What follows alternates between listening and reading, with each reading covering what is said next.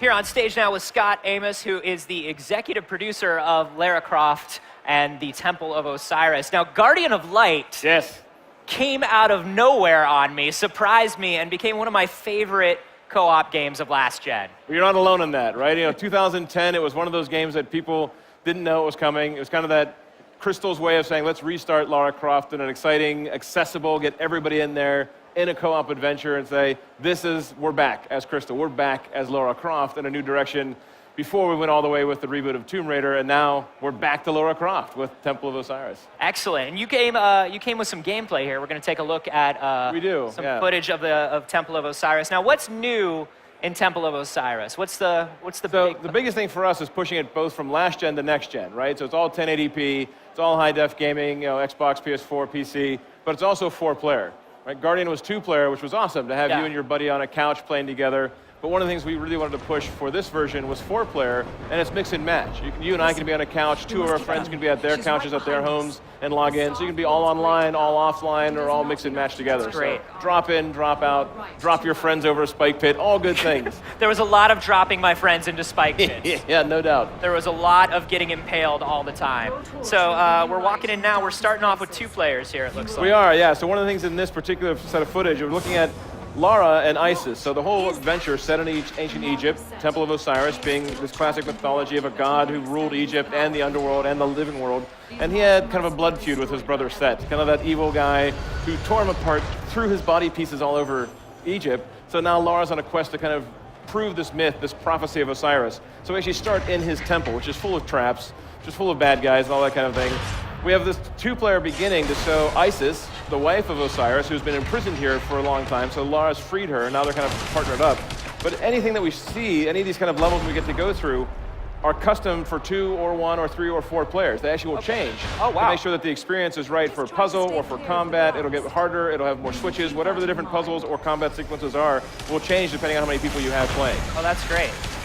And then we split them into classes where we have Lara and a new character named Carter Bell. It's kind of the archaeologist class. They have grapples, they have torches, you know, they have their weaponry, and then you have the Egyptian class, the 2 gods, Isis and her son Horus. Okay. They're more the magic, right? They have a staff of Osiris. They have a light beam they get to use. Kind of Toltec, who was the character from Guardian, had a spear. Right. In this game, we wanted to keep that asymmetry. We think it's really important for you and I to have a slightly different perspective on the game. Yeah, for sure. So we have to partner up, do things that one can't do alone, but they can do together.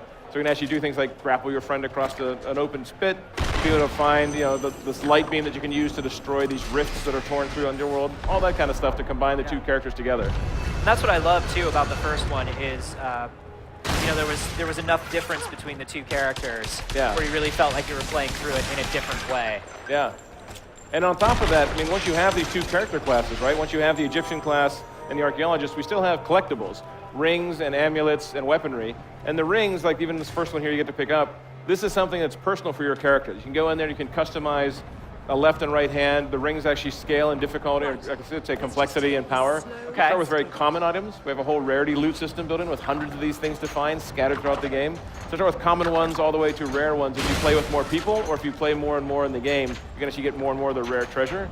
And then the amulets are used to make your team more powerful. Something that you can find these other artifacts, again, customizing each character individually, but they share the power across as a team. So I can have health regen, you can have ammo regen, somebody can have a firepower that actually lets us have fire bolts coming out of our guns. So pretty cool way to customize your play experience depending on who you're playing with and how you've upgraded your character.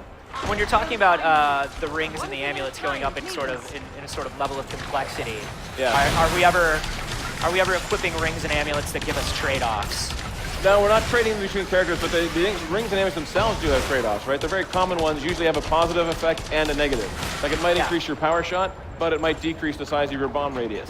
Or it might be something that weakens your overall health, but it gives you more ammo. So there's some interesting power trade-offs, which is why you want to get the best, right? The very common ones generally have a plus and a minus, whereas the more rare ones generally are all positives. That's great. And then how many of those can you equip and stack? How many can you stack? Yeah. Well, on your own character, you can only have 2 rings equipped at a time. Okay. But everybody can have an amulet. So you can have 4 different amulets, and some of them can have up to 4 or 5 powers. So suddenly you get all these powers. Yeah. One for you, one for me, one for the other 2 characters.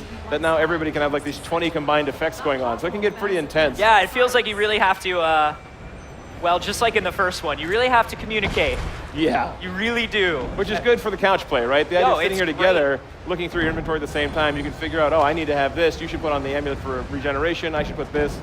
Because this right here, I can tell you, is an area that would temporarily end a friendship just for like 5 minutes. when we played Guardian of Light, this was the sort of thing. It's like, no, just let me roll the bolt. Stay away and let me roll the bolt. Oh, that absolutely happens, right? And again, these rolly balls, instead of boulders and we upgraded even them for next gen. Right now, they dynamically light the world. So they have a little bit of sunlight inside of them that actually light things. They can light things on fire. Things like this, the bombs are back from Guardian, where you can drop bombs for puzzles. You can drop them to attack enemies. You can also attack your friends with them. Yep. So since you have a limited amount of loot in certain areas, you might have to actually kill your buddy or stop them from being able to get to where your particular treasure is. In this case, like a machine gun that you can pick up, you might want to get that before your buddy does. So you drop a bomb, they try and get there, you blow them up so you can get past them while they're on the ground picking themselves back up. It's amazing how the best co-op games really switch between co-op and competitive. It is that kind of co-opetition, right? It's Yeah. the idea that we're definitely together on one adventure, going through this entire story, trying to solve this mystery of Osiris, but we're still competing. You still all have a score. You can even see on the display, the HUD display there, that you have a multiplier. So as your character's power meter gets up there, you're actually getting a multiplier on everything you accumulate. So all the gemstones you get, which you buy your gear with, all the points that you get, because you still have a challenge between who gets first, second, third, or fourth place through the tomb, and then you actually use those as challenge unlocks for other quests, or even things like this. When we actually were playing, you can see the one guy, Carter, makes a grapple line that people can go across. And it's just like, nope. And then, let's one Egyptian across, then another, but the Egyptian actually bombs him, so it drops. So you can actually start screwing with your players. And that's one of the things we found the most, is the better you know someone, the more you'll screw with them. Right? Yes. The idea, if you're just casual online friends, you actually kind of play nice to each other. But when it's like this, it drops me into the spikes, so not very friendly.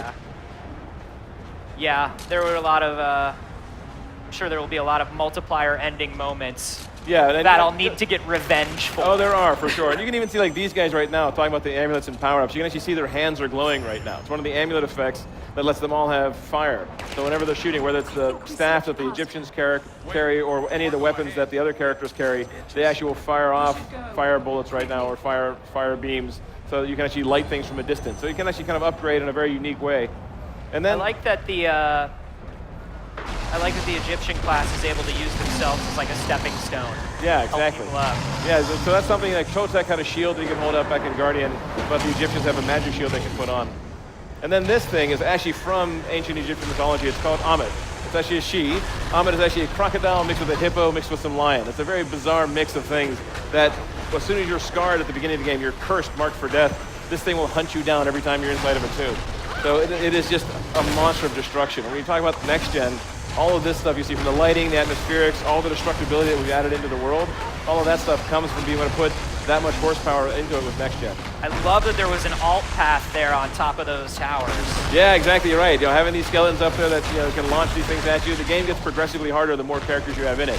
So you actually get more enemies, you actually get harder traps and puzzles, you have a bigger fight for the loot that you can accumulate.